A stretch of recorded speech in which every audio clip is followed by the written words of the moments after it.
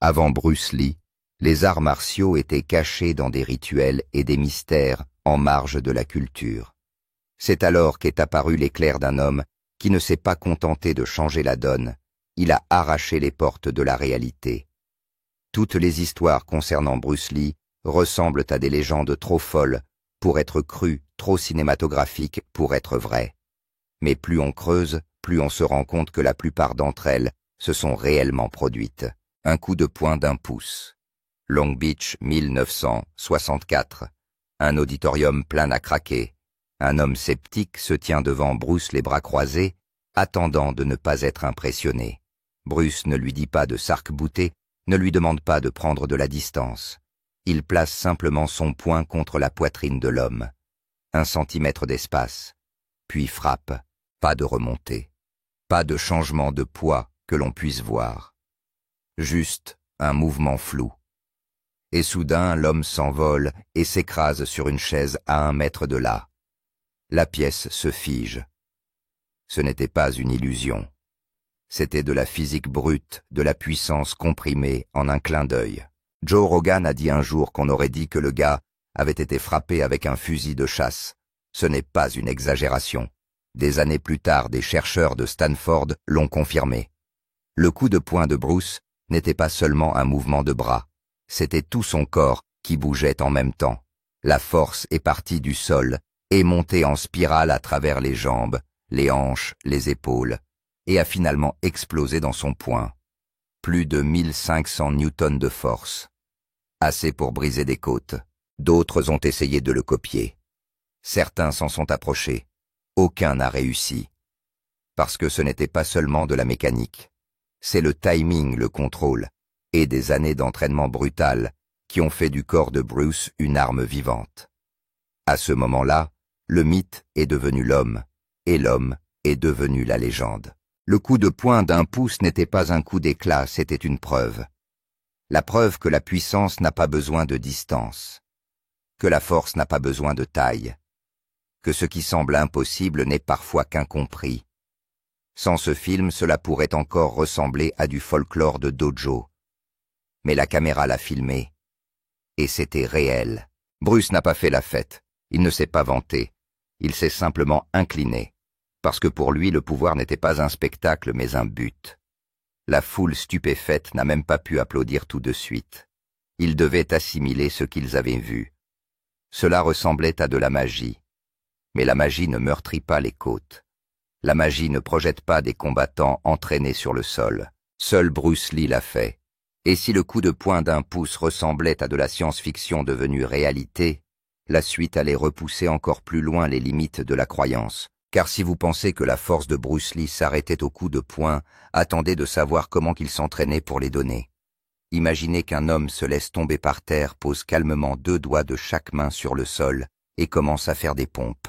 Pas une seule, pas 10, mais des centaines, sans trembler, sans transpirer, tout en discutant de philosophie. Cet homme était Bruce Lee. Les pompes à 2 doigts n'étaient pas seulement un truc de fête, c'était une obsession. Chaque doigt portait plus de 40 livres de poids vivant et mobile. Il n'y a pas de marge d'erreur. 1 millimètre de déséquilibre, et il pouvait se briser les doigts. Mais Bruce ne s'est pas contenté de les exécuter. Il a construit son corps autour d'eux. Le bout de ses doigts est devenu de l'acier, et le contrôle qu'il exerce sur ses muscles est presque artificiel. Son partenaire d'entraînement Bob Wall a dit un jour qu'il pouvait vous parler pendant qu'il les faisait, comme si de rien n'était. En effet, pour Bruce, il ne s'agissait pas d'exercice. C'étaient des leçons. Chaque répétition entraînait la précision, l'endurance et le type de concentration interne que la plupart des gens n'atteignent jamais au cours de leur vie. Ses mains n'étaient pas seulement fortes. Elles étaient des instruments chirurgicaux capables de localiser des points de pression ou de casser des planches avec une grande précision. Tout cela n'a pas été documenté par des histoires floues. Cela a été filmé, vérifié. On peut encore voir des images de Bruce faisant des pompes à 2 doigts, comme si c'était la chose la plus normale au monde. Et ce n'était même pas son principal entraînement. C'était l'échauffement, l'apéritif. Le véritable entraînement est venu après. Les médecins ont tenté d'expliquer comment cela était possible.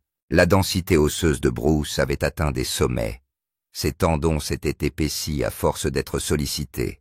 Sa tolérance à la douleur affinée par des années de choc entre ses membres et des surfaces dures était hors norme. Mais rien de tout cela n'explique l'élégance avec laquelle il l'a fait. Son corps ne s'est pas contenté de résister à la gravité. Il a coopéré avec elle, l'a réorientée, l'a utilisée comme un partenaire plutôt que comme une force à combattre. La plupart des gens pensent que la force se mesure à la quantité de poids que l'on soulève. Mais Bruce Lee a prouvé que la force se mesure aussi à la précision avec laquelle vous contrôlez cette puissance. Ses doigts n'étaient pas seulement entraînés, ils ont été forgés. Des années de pression sur le sable, puis sur le gravier, puis sur des pastilles d'acier, les ont durcis comme de la pierre. Pourtant, il n'a jamais perdu sa finesse. Il peut encore taper sur l'épaule d'un élève sans le blesser ou la déboîter accidentellement s'il ne fait pas attention à ce qui est effectivement arrivé. Mais nous y reviendrons plus tard. Bruce n'essayait pas d'impressionner qui que ce soit. Il testait les limites du potentiel humain. Et d'une manière ou d'une autre, il découvrait sans cesse qu'il n'en avait aucune. Alors que vous pensiez que les exploits physiques ne pouvaient pas être plus absurdes que faire d'un homme qui est littéralement trop rapide pour être filmé par les caméras. Les caméras n'ont littéralement pas pu suivre Bruce Lee. Que faire lorsqu'un homme est si rapide que les caméras pensent qu'il est immobile? En 1966, sur le plateau de tournage du Frélon Vert, un problème est apparu. Le réalisateur William Dozier et l'équipe tournaient des scènes de combat, mais quelque chose ne tournait pas rond. Bruce Lee donnait un coup de poing, le cascadeur aurait volé. Mais lorsqu'ils ont revu le film, ils ont eu l'impression que Bruce n'avait pas bougé du tout. Les caméras n'avaient tout simplement pas saisi le mouvement. Dans un premier temps, l'équipage a pensé qu'il s'agissait d'une défaillance technique. Ils ont testé tous les équipements, tout a été vérifié, puis ils se sont rendus compte de la vérité. Les coups de poing de Bruce Lee se déplaçaient plus vite que les caméras ne pouvaient l'enregistrer. Les films tournent à 24 images par seconde, mais le poing de Bruce termine son mouvement en moins d'une image. En temps réel, ces mouvements sont invisibles. Ce n'était pas un mythe. Cela s'est passé devant toute une équipe d'Hollywood. Le chorégraphe de combat Bob Wall a mesuré un coup de poing de Bruce à 5 centièmes de seconde entre le début et l'impact. C'est plus rapide que le temps de réaction moyen d'un être humain, ce qui signifie que la plupart des gens n'ont même pas eu le temps de tressaillir avant que le coup n'arrive. Les producteurs ont donc dû faire l'impensable. Ils ont supplié Bruce de ralentir pour que ses coups soient plus visibles à la télévision. Imaginez que l'on dise au plus grand artiste martial du monde de ralentir, parce que la technologie de l'époque ne pouvait littéralement pas le maîtriser. Bruce n'était pas ravi, mais il comprenait. Il a dû s'adapter non pas pour le bien du combat, mais pour le bien du public. Ainsi, lorsque vous regardez The Green Hornet aujourd'hui, et que vous voyez Kato se déplacer comme un flou, sachez ceci. C'est Bruce qui s'est retenu, et pourtant, tout en se restreignant, il réécrivait les règles de la représentation de l'action à l'écran. Ses mouvements étaient nets économiques et absolument explosifs. Mais si vous y regardez de plus près, vous remarquerez quelque chose d'étrange. Il n'a jamais gaspillé d'énergie. Il n'y avait pas de démonstration tape à l'œil. Chaque coup, chaque esquive, chaque angle était exécuté pour un effet maximum avec un minimum de mouvement. Il n'était pas seulement rapide. Il était efficace au point d'être invisible. Des séquences ultérieures d'Enter the Dragon et d'autres films ont été tournés à l'aide de techniques personnalisées, juste pour suivre sa vitesse. Les réalisateurs ont commencé à utiliser plusieurs caméras des fréquences d'image plus élevées et des plans au ralenti pour s'assurer que le public comprenne ce qui se passe. Non pas parce qu'ils essayaient de dramatiser l'action, mais parce qu'autrement, elle aurait été littéralement trop rapide pour être vue. Les combattants modernes de l'UFC étudient encore ces cassettes image par image. Ils analysent son jeu de jambes, son économie de mouvement, son timing. Des décennies plus tard, ils continuent d'enseigner aux nouvelles générations de combattants comment bouger plus intelligemment et non plus durement. Mais Bruce ne s'est pas arrêté à la vitesse de la caméra car après avoir repoussé les limites de ce que la pellicule pouvait capturer, il a décidé de repousser quelque chose d'autre les os, et c'est là que commence l'histoire suivante. Le coup qui a fracturé un crâne en 11 secondes. Si le fait de briser la vitesse du film était déjà un niveau, ce que Bruce a fait ensuite a prouvé que son pouvoir n'était pas seulement rapide, mais aussi mortel. En 1960, cette vérité a frappé comme un éclair dans un paisible terrain de handball du YMCA à Seattle. Ce n'était pas filmé. Il n'y avait pas de foule, juste des témoins qui avaient juré de garder le secret et un silence qui allait être brisé par le craquement humide d'un os sous la pression. L'adversaire était Yoichi Nakachi, une ceinture noire japonaise respectée, avec des années d'entraînement et de sérieuses références. Il avait entendu des rumeurs selon lesquelles un jeune instructeur chinois de kung-fu, tout juste adolescent, enseignait à des Américains. À l'époque, les arts martiaux étaient tribaux, et Nakachi ne voyait pas d'un bon œil ce qu'il considérait comme un nouveau venu, rompant la tradition. Il voulait humilier Bruce, faire un exemple. Au lieu de cela, il a eu droit à un cours magistral de 11 secondes sur la destruction contrôlée. Dès le début du match, Nakachi a chargé. Bruce échappe au premier coup de poing, esquive le second, et riposte avec un coup de pied qui brise le nez de Nakachi. Des témoins ont déclaré plus tard que du sang avait giclé sur le terrain. Puis Bruce s'est avancé avec un jeu de jambes parfait et a donné un coup de poing directement dans le crâne de Nakachi. Le son était écœurant. Un observateur l'a décrit comme celui d'une noix de coco que l'on fendrait sur un rocher. Nakachi est tombé instantanément inconscient. Crâne fracturé, nez cassé, commotion cérébrale sévère. Le combat était terminé avant même d'avoir commencé. Il n'y a pas de photos, pas de film. Seule une poignée de personnes a vu ce qui s'est passé et une petite note obsédante dans le journal personnel de Bruce Lee. Il a écrit sur cette nuit, non pas avec fierté, mais avec douleur. Parce que Bruce n'avait pas seulement gagné un combat, il avait presque tué un homme. Ce moment l'a hanté. Il l'a changé. Linda Lee dira plus tard que c'est le jour où Bruce a réalisé qu'il était dangereux d'une manière qu'il ne comprenait pas encore tout à fait. Et cette compréhension a tout transformé. À partir de ce moment-là, Bruce a consacré son entraînement non seulement à la puissance, mais aussi au contrôle. Il a commencé à poser des questions difficiles sur les formes traditionnelles. Pourquoi tant d'arts martiaux sont fondés sur des rituels et non sur la réalité? Pourquoi la chose la plus importante n'est pas la victoire, mais la retenue? Il ne voulait pas être une arme. Il voulait devenir le maître de l'un d'entre eux. C'est alors qu'il a commencé à expérimenter. Il a étudié la boxe, l'escrime, la lutte, testé chaque mouvement, chaque position, chaque tactique contre de vrais adversaires. La défaite de Nakachi n'était pas seulement une victoire.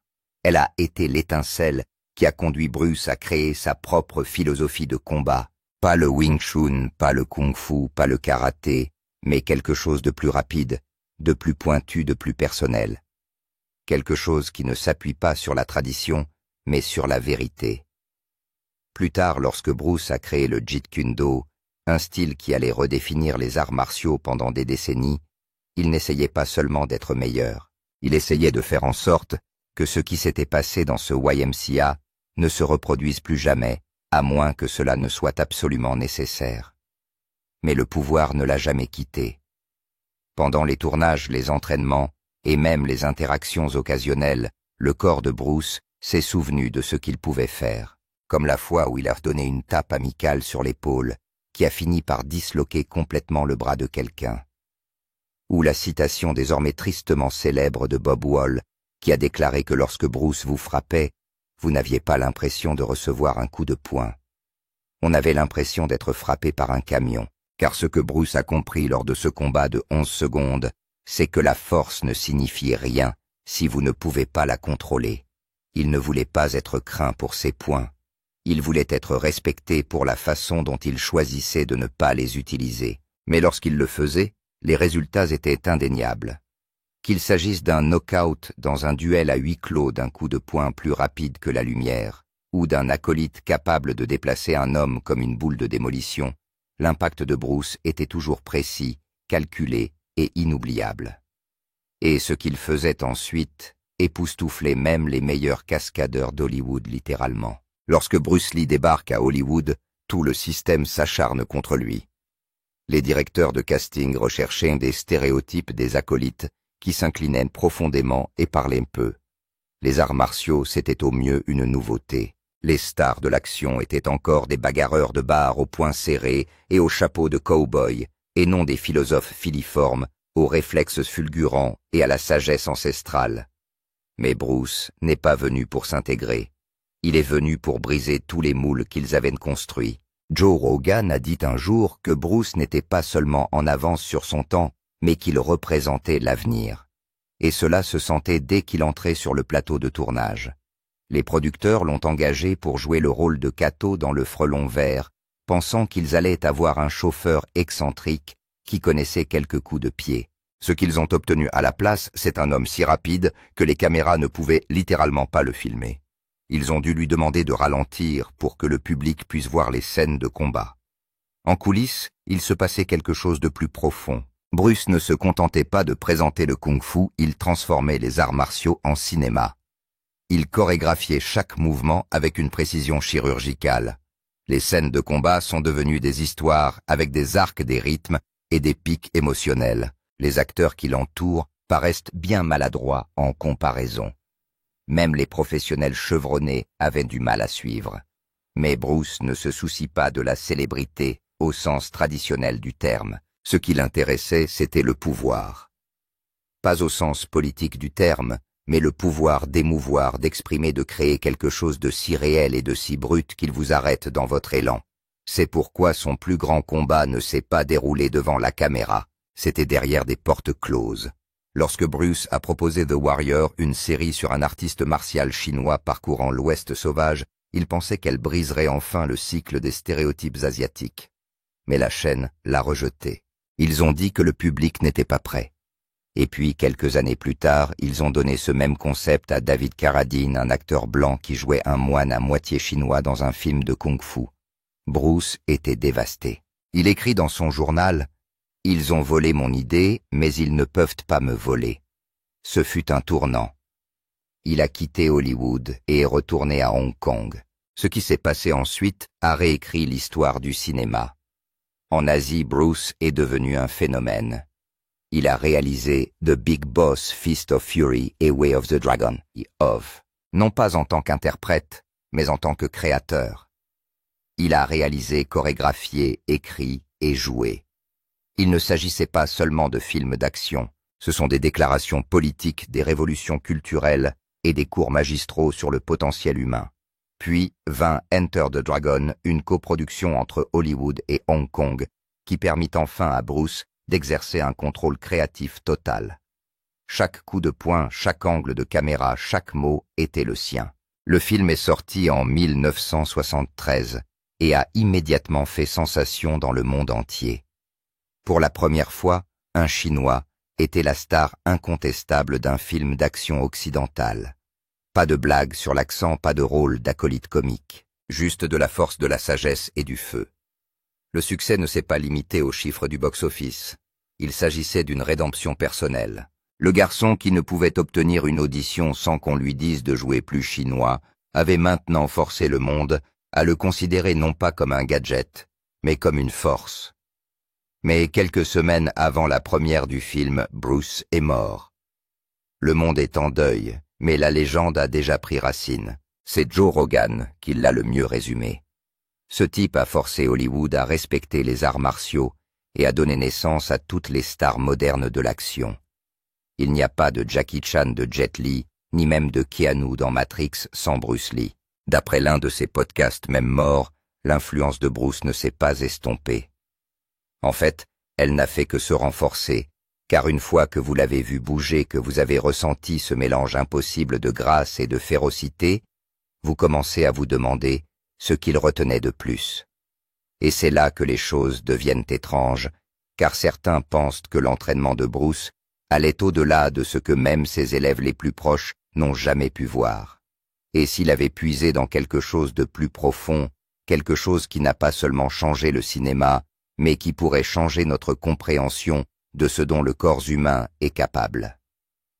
plongeons dans l'histoire suivante. Et celle-ci est peut-être la plus incroyable de toutes. La chambre secrète, le coffre-fort d'entraînement caché de Bruce Lee. Après la mort de Bruce Lee, les fans se sont accrochés au peu qu'il a laissé derrière lui, affiches de films interviews granuleuses, notes manuscrites.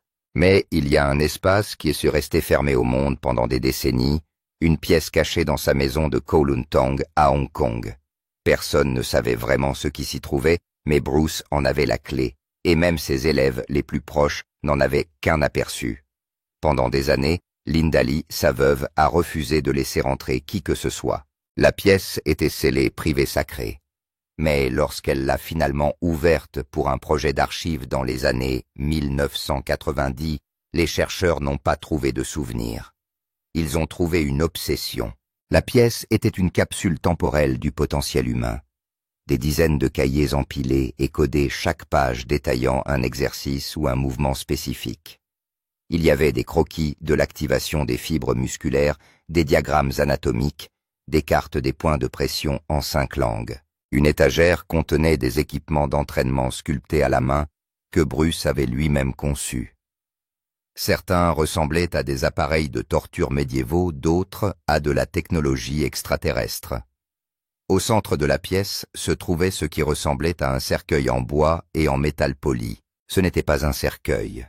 Il s'agissait d'une chambre de résistance pour le corps entier que Bruce avait construite pour simuler un combat contre plusieurs adversaires dans toutes les directions. Il s'est entraîné à l'intérieur, les yeux bandés. Gene Labelle, le champion de judo qui s'est entraîné avec Bruce, a vu l'appareil une fois et a murmuré que cet homme inventait des choses que nous n'avons toujours pas rattrapées. Mais ce qui a le plus ébranlé les gens, c'est le son. Bruce s'était enregistré lors de séances d'entraînement en solo. Pas seulement des grognements ou des coups de poing, mais des monologues entiers. Sur l'une des cassettes, il parle d'une technique de respiration que personne ne peut rattacher à un art martial connu. Sa voix stable et claire disait « Vous devez dissoudre la tension avant que les muscles ne bougent. La grève est terminée avant que l'esprit ne la rattrape. » Ce n'était pas seulement de la philosophie, c'était l'enseignement de quelqu'un qui s'était entraîné à réagir avant de penser. Cet enregistrement a mis les chercheurs en ébullition. Des neuroscientifiques ont ensuite analysé les mouvements connus de Bruce et ont conclu que son temps de réaction pouvait approcher 0,45 secondes, soit près de la moitié du temps d'un athlète professionnel. Ce n'était pas seulement rapide, c'était plus rapide que la pensée consciente, ce qui soulève une question qui hante encore ceux qui l'ont connu. Pourquoi Bruce s'entraînait-il? Ce n'était pas pour le cinéma. Il avait déjà atteint la célébrité. Ce n'était pas pour les tournois. Il ne croyait pas à la compétition. Ce n'était pas un problème d'ego. Ses journaux sont remplis d'humilité et de peur de l'échec. Certains pensent que Bruce se préparait à quelque chose d'entièrement différent. Pas à une personne, pas à un combat, mais à un niveau d'expression si parfait, si homogène, qu'il brouillerait complètement la frontière entre l'art et le combat. Il voulait devenir le mouvement existé, non pas en tant que combattant, mais en tant qu'incarnation physique de la synchronisation de la fluidité de la force. Et le plus étrange, c'est qu'il s'en est peut-être approché plus que quiconque dans l'histoire. Dans l'un de ses derniers carnets, 3 mots seulement ont été écrits sur une page entière. Pas de forme toute forme. Personne ne sait exactement ce qu'il voulait dire, mais ceux qui se sont entraînés avec lui disent que vers la fin, les mouvements de Bruce sont devenus tout à fait différents. Même ses partenaires d'entraînement ont décrit cela, non pas comme un combat, mais comme le fait d'être à l'intérieur d'une tornade qui a décidé de ne pas vous frapper. Dan Inosanto a dit une fois que vous donniez un coup de poing et qu'au moment où il se prolongeait, Bruce avait déjà dépassé votre garde. Ce n'était pas seulement de la vitesse, c'était une prémonition. Certains pratiquants d'arts martiaux pensent que Bruce a développé une forme de combat subconscient où le corps bouge sans que le cerveau n'intervienne. Mais voilà, si Bruce construisait quelque chose de plus qu'un simple corps, s'il concevait un artiste martial qui transcendait le style et la pensée, alors cette petite pièce fermée à clé à Hong Kong n'était pas un sanctuaire. C'était un laboratoire, et Bruce Lee n'était pas seulement le plus grand artiste martial du monde. Il était le premier scientifique de combat. Que s'est-il passé lorsque le corps de ce scientifique a lâché? Pourquoi un homme au sommet de sa santé, de son pouvoir et de son influence mondiale s'est-il soudainement effondré pour ne plus se réveiller? C'est ce que nous allons voir maintenant. Et attention, ce que vous allez entendre, vous ne l'oublierez peut-être jamais. Certains moments de l'histoire des arts martiaux deviennent folkloriques, non pas en raison d'une intention, mais à cause d'accidents qui révèlent de terrifiantes vérités. La gifle que Bruce Lee a donnée à Bob Baker en 1969 n'était pas censée être puissante et encore moins légendaire. Au départ, il s'agissait d'une tape amicale sur l'épaule lors d'une démonstration, le genre de geste qui se produit d'innombrables fois dans n'importe quel gymnase ou dojo. Mais ce simple mouvement de nature décontractée s'est terminé avec Baker se tordant sur le sol, l'épaule complètement disloquée et pendante à un angle anormal. La salle s'est figée et le silence qui a suivi le bruit sec et humide a indiqué à tout le monde que quelque chose avait très mal tourné. Bruce, qui s'était entraîné pendant des années à contrôler chaque once de son pouvoir, baissa les yeux, choqué, lorsqu'il réalisa que même ses mouvements les plus détendus étaient devenus dangereux. Baker n'était pas un novice. Il avait absorbé les coups des combattants les plus coriaces de la scène, mais rien dans sa longue carrière ne l'avait préparé à cela. La blessure était si grave que les médecins de l'UCLA qui l'ont soigné l'ont comparé au traumatisme subi lors d'accidents de voiture.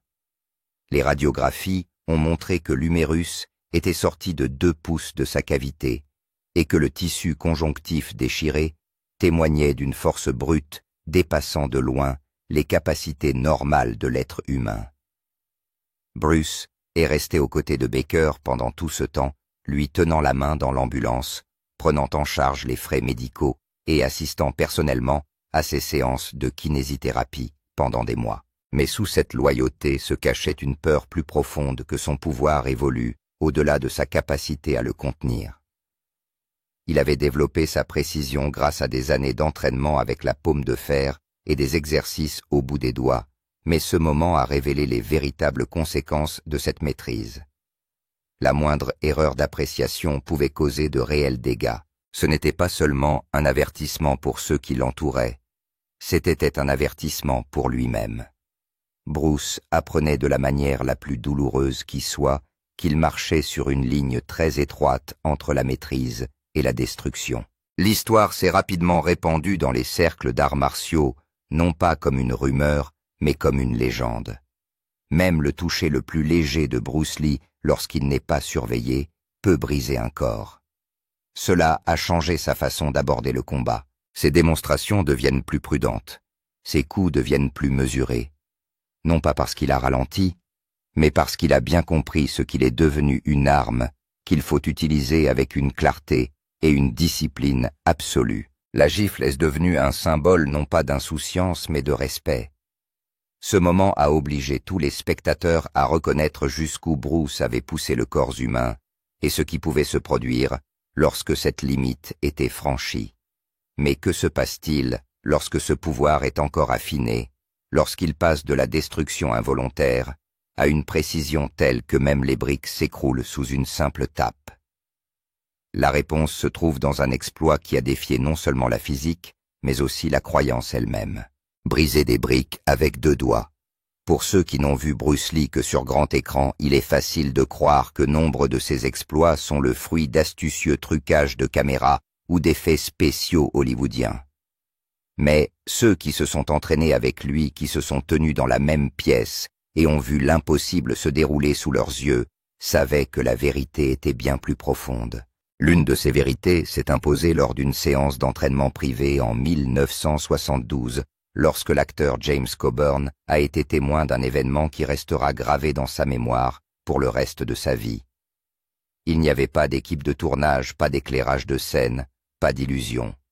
Juste Bruce, une brique et 2 doigts qui semblaient tordre les lois de l'univers. Coburn s'attendait à une démonstration tape à l'œil destinée à impressionner un visiteur d'Hollywood. Mais Bruce n'a jamais été intéressé par un spectacle vide. Il a posé une brique de construction standard sur 2 supports, l'a examiné tranquillement comme un chirurgien se préparant à un travail délicat, puis a tendu son index et son majeur au-dessus du centre de la brique. Sans préparation apparente, sans position ou fioriture, il les a simplement enfoncés tout droit. Le son qui suivit n'était pas fort, mais aigu. La brique se fendit proprement en deux, ni ébréchée, ni fissurée, ni fendue. Coburn est stupéfait. Les morceaux de la brique ne révèlent aucun artifice, aucune ligne prétaillée, aucune coupe cachée, juste de la pierre brute fracturée. C'était réel.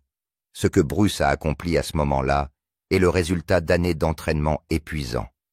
Chaque matin, il commençait à presser ses doigts dans des seaux de sable, puis de gravier, et enfin de billes d'acier. Des centaines de répétitions ont transformé la chair tendre en outil de destruction. La douleur était constante. Ses doigts enflaient, saignaient et se couvraient d'ampoules, mais il continuait transformant l'agonie en adaptation. Ses os se sont densifiés, ses tendons se sont épaissis et ses terminaisons nerveuses se sont émoussées au point que la plupart des gens auraient reculé devant le contact même qu'ils pratiquaient quotidiennement. Mais il ne s'agissait pas seulement de force brute. Bruce comprenait l'effet de levier, la physique et les chaînes cinétiques mieux que la plupart des ingénieurs. Son corps n'était qu'une seule unité se déplaçant dans un ordre parfait. Cette frappe à deux doigts est partie de ses pieds, s'est enroulée dans ses mollets, a explosé dans son cœur et est ressortie proprement par le bout de ses doigts. Il ne s'est pas contenté de casser la brique. Il a démantelé l'idée que les mains humaines avaient des limites. Chuck Norris a déjà essayé de reproduire cette technique. Il était l'un des artistes martiaux les plus forts et les plus compétents sur le plan technique. Lors de sa première tentative, il a failli se casser les doigts. Ce n'était pas une question de taille ou de force. Il s'agissait d'un entraînement si brutal, si précis et si implacable que le corps évoluait vers quelque chose de plus. Bruce a réussi cette transformation. Il était devenu l'arme. Il n'y a pas eu de cérémonie après le bris de la brique. Bruce balaya simplement les éclats et continua à s'entraîner comme si rien ne s'était passé. Mais pour ceux qui l'ont vu, qui ont vraiment compris ce qui venait de se passer, le souvenir a brûlé profondément. Ce n'était pas une ruse, ce n'était pas un spectacle. C'était une maîtrise si profonde qu'elle donnait l'impression que même l'impossible ne nécessitait aucun effort. Et pourtant pour Bruce Lee, ce n'était pas l'apogée. Les mêmes mains qui brisaient des briques avec une précision chirurgicale pouvaient aussi tromper les meilleurs d'Hollywood avec des tours de passe-passe qui faisaient douter les magiciens professionnels de leurs propres yeux. Comment quelqu'un qui brisait la pierre avec une force brute pouvait-il aussi vous arracher une pièce de monnaie de la main avant même que votre cerveau n'ait enregistré le mouvement? Ce paradoxe de la force et de la subtilité allait devenir l'un des héritages les plus déroutants de Bruce. Et tout a commencé avec une simple pièce de monnaie. Bruce Lee ne s'est pas contenté de casser des planches ou de défier la physique. Il a pulvérisé les limites du potentiel humain. Derrière chaque histoire incroyable se cache un homme qui s'entraînait avec obsession, vivait avec détermination et se déplaçait avec une précision que le monde n'avait jamais vue. Il ne s'agissait pas de mythes. C'était un des aperçus de ce qui se passe lorsque la maîtrise rencontre la discipline. Et maintenant, après les avoir regardés, peut-être y croyez-vous aussi. Si vous voulez plus d'histoires comme celle-ci, n'oubliez pas d'aimer, de vous abonner et de nous dire quel moment de Bruce Lee vous a le plus choqué.